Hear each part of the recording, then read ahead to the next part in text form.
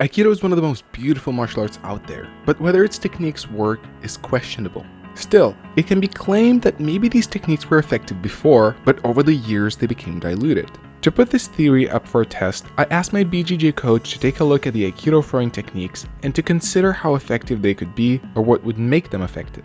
The first technique we took a look at is called Iriminage, or entering throw. Aikido has many different variations of the same technique and different schools that do it differently. We decided to start by exploring a popular version which involves big, round motions, starting with unbalancing of the attacker and finishing with an entering throw using the arm over the head.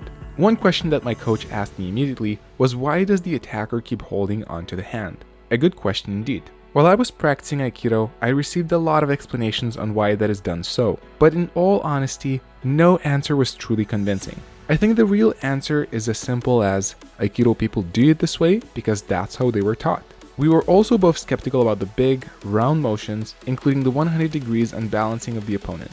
What made more sense to us was a direct stepping in with an attempt to throw with the arm over the neck right away. This approach reminded me much more of how Steven Seagal does this technique. There's no unbalancing and no big round movements. Instead, it's a direct, explosive entry with a throw.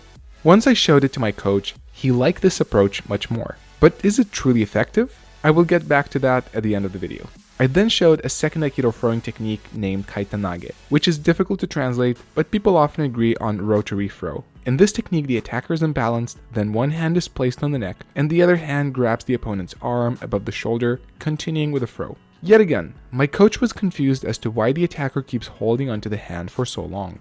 To make things worse, in the variation of the technique that I was taught personally, there's a strike at the beginning to the face of the attacker, which by itself makes sense, but even after the imitated strike lands, the attacker still keeps holding on, while a natural human response would be to immediately let it go. Coming back to the technique, where in Aikido I was taught that the hand on neck or head is just for holding the attacker, in an attempt to make this technique more functional, my coach saw the greatest potential in grabbing the head right away and using it to push down and control the attacker, while holding the arm was just an addition. The next two techniques seemed more promising, as one of them, known as Koshinage, reminded my coach of a judo technique that was applied on him numerous times during sparring, and the second technique with the Kimi Naga surprised even myself, as it felt as a fairly powerful throw. Yet here we were still facing another big issue. It is one thing to successfully do a throwing technique. It is a whole different story how to get to it. As my coach explained to me, getting into a good position is as important, if not even more important, than the technique itself. If you can't get to the position where the technique becomes functional, how will you be able to perform it at all? But when looking as to how Aikido suggests to get to those positions, yet again, we are faced with uncertainty. One of the techniques relies once more on the attacker holding on all the way until the throw and not moving away as the Aikidoka enters in, while in Udaikimunagi, the attacker also stands still as the Aikidoka turns in next to them. The latter may work if the attacker is intoxicated or unaware, but more likely than not, our natural reaction when someone we are fighting against closes in is to step and turn away. Why is the Aikido technique taught in a way where the attacker stands still and doesn't move away? Yet again, is a good question. One could say that it is an intermediate stage where an Aikidoka is getting used to do the technique on a completely static opponent. Yet what is the next stage? I trained Aikido for nearly 15 years, and as close as I got to the next stage was something called randori, literally translated as chaos against an opponent, where one or more Aikidokas attack the defending one continuously with usually predefined attacks, but here the level of resistance barely increases, as the attackers are giving plenty of space and opportunities to apply the techniques on them.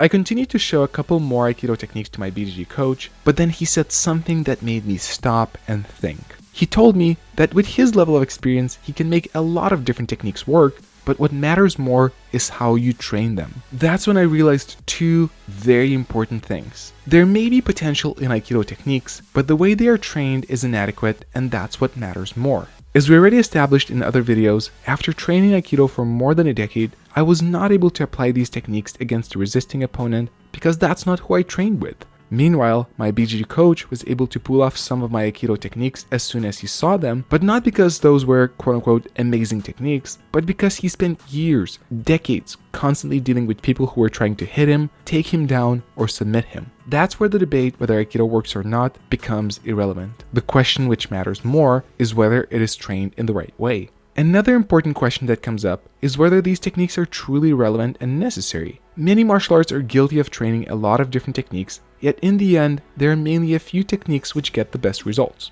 Of course, when you learn a technique that nobody knows, you can catch your training partner off guard. But aside from that, is it truly wise to invest the majority of your time into techniques which are likely less effective than the ones which are already proven to be so? And to answer if the Steven Seagal technique is effective, it is, if it is trained with opponents who are there to really get you, to trick, deceive, and defeat you.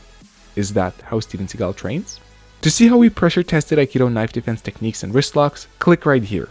Until I see you next time, I wish you to own your journey.